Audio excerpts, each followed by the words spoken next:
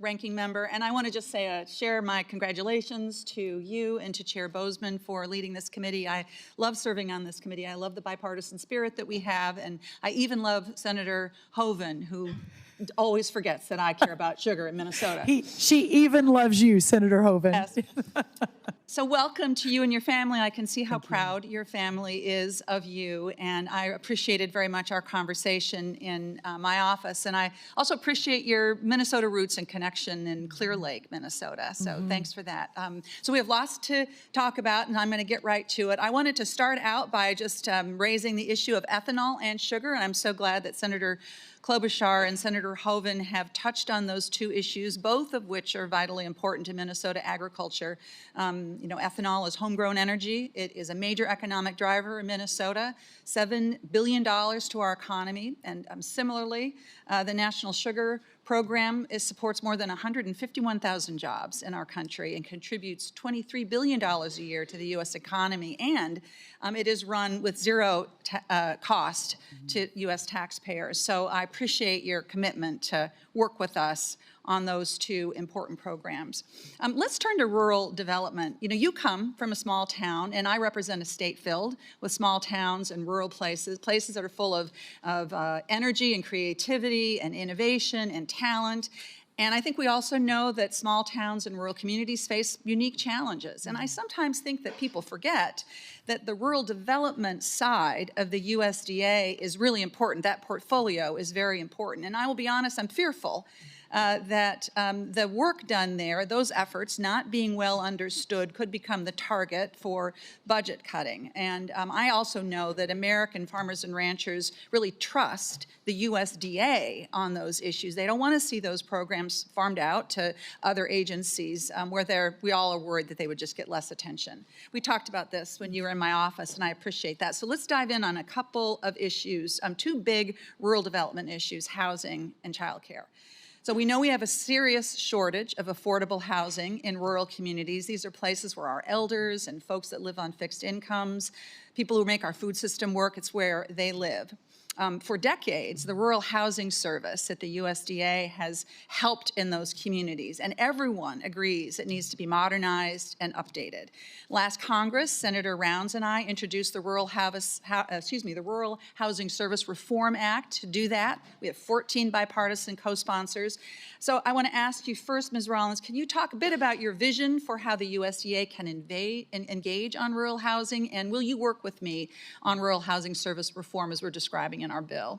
Thank you, Senator Smith. And I think of all of the portfolio, if confirmed, that I am taking on, the one that excites me the most is the opportunity to put forward a vision and build a program around revivifying, restoring, and bringing back rural America. And clearly, the federal government itself can't do that, right? There's going to be many, many factors, but the idea that we at USDA can lead that effort, that it's not just about elevating our farmers and ensuring our ranchers are protected and that USDA is doing everything they can to defend them.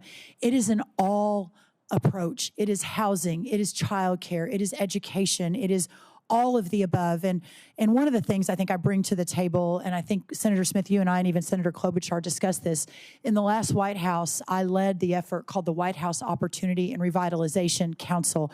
I say I led it. We hired Scott Turner to lead it, who's now President Trump's housing nominee. And you all, if you haven't met him, will love meeting him, former NFL player and just a pastor and a visionary. But in that effort, we were really focused on urban communities and the disadvantaged communities within those urban communities. And over the course of many months, across the agencies, across the government under President Trump, we focused on the myriad of programs that were duplicative, that tried to serve the same constituency, that sometimes were fine, but other times was not a great use of dollars. So having an all-of-government approach like that, where we can really understand what role HHS plays, what role housing plays, and doing it quickly so we can begin to roll it out. A final thing I'll say, and I know, Senator, you've got one more question. America at 250, which America turns 250 next year, is going to be an incredible opportunity for us to take this message to every corner of rural America and to really get people focused on it. So I appreciate that very much, and I think we do need to bring that message, but we also need to make sure that we are supporting and improving wherever we can those rural development programs at USDA and not throwing them under the bus, because I can tell you that they are counted on by folks in rural communities. So I hope that we'll be able to work together on that. I look forward to Ms. it. Rollins, I want to just touch in the time that I have left on the nutrition programs at USDA. You know, nutrition programs are foundational for healthy Americans. 2/3 of SNAP recipients are families with children. 1/3 are families with older adults or people with disabilities. SNAP is a rural development tool. In Minnesota, rural communities have the highest food insecurity in the whole state. And in this country, 9 out of 10 countries with the highest food insecurity rates are rural. So, Ms. Rollins, can you talk to me about how you see the rules around SNAP? And let's start with what you think about work requirements for SNAP. Well, first, I understand this is an incredibly important issue to everyone on the committee. My commitment is to ensure that we have the data, the research, and the understanding of this program to make sure that we are serving those that need it. And as I mentioned earlier, raised by a single mom in a rural community with 2 little sisters, she worked at the library, she made $5 an hour. I understand this. And is it your view that we need to adjust or change the work requirements for SNAP? It probably will be no surprise to everyone on this committee, both Republican and Democrat, and through a course of 20 years of being a policy leader, that I do believe in work requirements. I do think they're important.